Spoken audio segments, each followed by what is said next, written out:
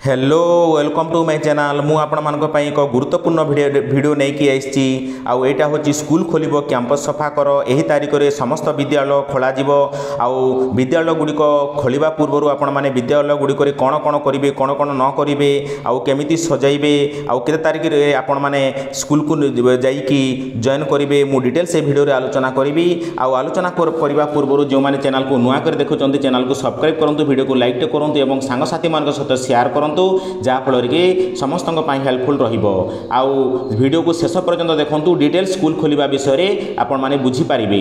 Okay चलंतु आलोचना करिबा। School खोलिबा पूर्वरु प्रस्तुति आरंभ होई गलानी। जून 20 रे स्कूल खोलिबा को थिबारु श्रेणी गृह ठारू आरंभ करी शौचालय पर्यंत परिष्कार करबा को गणशिक्षा विभाग तरफरु निर्देशनामा जारी होईची। श्रेणी गृह कैंपस सफा करबा सह अनाबना गछ काटी स्कूल परिसर परिष्कार करबा को कुहा जाईची। स्कूल खोलिबार प्रथम दिन रे ही छात्र छात्री को मध्याह्न भोजन दिया जिवो। एटा होची गुरुत्वपूर्ण सूचना। तेणु ता पूर्व मध्याह्न भोजन दिया जिबाकु थिबा स्थान और पानीय जलर जांच करा जिवो। स्कूल खोलिबार गोटे दिन पूर्व अर्थात 19 तारिख रे देखंतु एटा होची 19 तारिख रे समस्त शिक्षक अणशिक्षक कर्मचारी समेत पाचिका और सहायता कार्य रे जोग देबाकू कुहा जाईची। विभागर वार्षिक कैलेंडर अनुसार आसंता 20 तारिख राज्यर समस्त सरकारी एवं सरकारी अनुदान प्राप्त उच्च माध्यमिक विद्यालय उच्च प्राथमिक और प्राथमिक विद्यालय खोलिबार कार्यक्रम रही। तेणु स्कूल खोलिबा पूर्वर समस्त श्रेणीगृह कैंपस सफाई पानी टांकी सफा श्रेणीगृहर आसबाबपत्र सफा करी ठीक भाव सजाइबा और शौचालय को व्यवहार उपयोगी करा जिवो।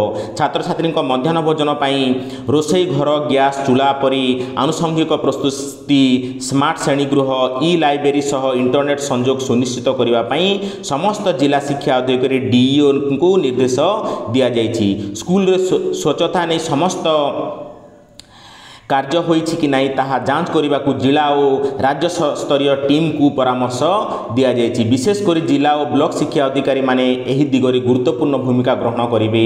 चलित वर्ष ग्रीष्म प्रवाह को दृष्टि रखी राज्य सरकार आगुआ ग्रीष्म छुट्टी घोषणा करथिले।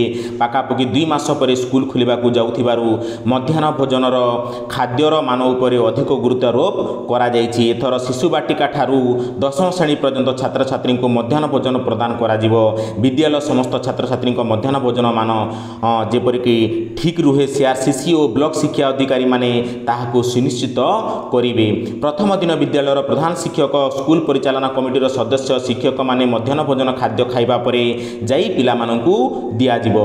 डीईओ बीईओ सीआरसीसी माने नियमित भावे विभिन्न स्कूल गस्त करी मध्याह्न भोजनर मान जांच करिवे।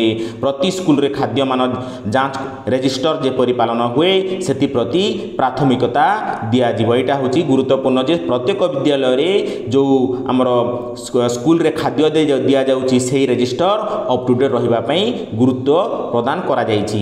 अभिभावक विशेष करी पिलांको माँ माने स्कूल रे दिया जाउथिबा मध्याह्न भोजन जांच करिवे। सेमानको रिपोर्ट आधार रे पदक्षेप नेबाकू पीएम पोषण राज्य प्रकल्प अधिकारी भवानी प्रसाद मिश्र परामर्श दैछन्ती। देखंतु एठी पिलामानकर माँ माने मध्य आसिकी स्कूल रो खाद्य को जांच करिवे आउ तांको जांच अनुଯାयी रिपोर्ट आधार रे जे कोनसी असुविधा हेले पदक्षेप नियाजिवो बोली कि भवानी प्रसाद मिश्र परामर्श दैछन्ती।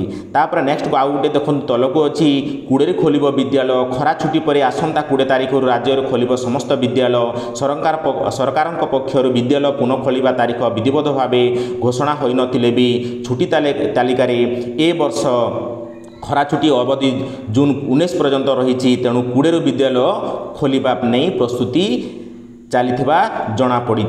देखंतु विद्यालय खोलिबा पूर्व स्वच्छता एवं छात्र छात्री निरापद पानीय जल उपरि गुरुत्व दिया जाइछि। विद्यालय खोलिबार दिनक पूर्व अर्थात 19 तारिख रे शिक्षक कर्मचारी पाचिका एवं सहायका मानकु कार्य जोग देबाकू निर्देश दिया जाइथिबा सूचना मिली। तार अर्थ प्रत्येक विद्यालयर समस्त शिक्षक 19 तारिख रे ही विद्यालय रे जोग देबे। आउ एटा होची आपण मानक पई गुरुत्वपूर्ण। दया करी जो माने चैनल को सब्सक्राइब करि चैनल को सब्सक्राइब करंतु एवं वीडियो को लाइक टिए करंतु। ता आगो को आलोचना करिबा। देखंतु सूचना अनुसार राज्य रे एबे झाड़ा बांती गोटिए परे गोटिए जिला को व्यापीची। अन्य पक्षरे कोरोना संक्रमण भय मध्य रही। एबे विद्यालय गुड़िक बंद थिबारु अभिभावक माने आश्वस्त अछंती। 20 विद्यालय खोलिबा परे ए दिगरे अधिक यत्नवान हेबार आवश्यकता रही।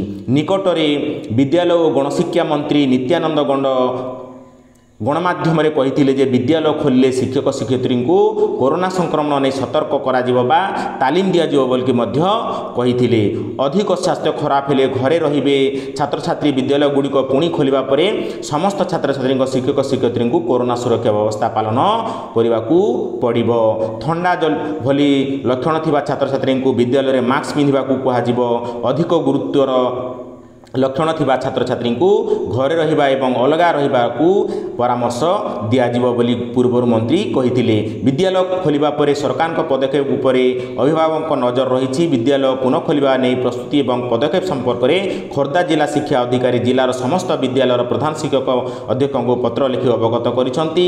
श्रेणीगृह एवं कैंपस को परिष्कार करने को कहुଯାଇଛି। यह सह ओभरहेड टांकी सफाई सुनिश्चित करने को परामर्श दियाଯାଇଛି।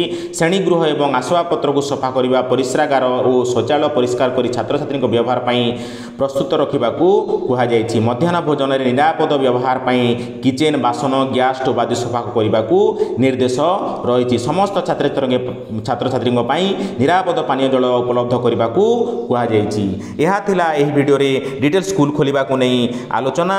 आउ जो माने चैनल को नुआ करे चैनल को सब्सक्राइब करंतु एवं वीडियो को लाइक टे करंतु। आजिर वीडियो रे एतिकी मु आउ गुटे नुआ वीडियो नहीं कि आसुची। ओके, जय जगन्नाथ, बाय, थैंक यू।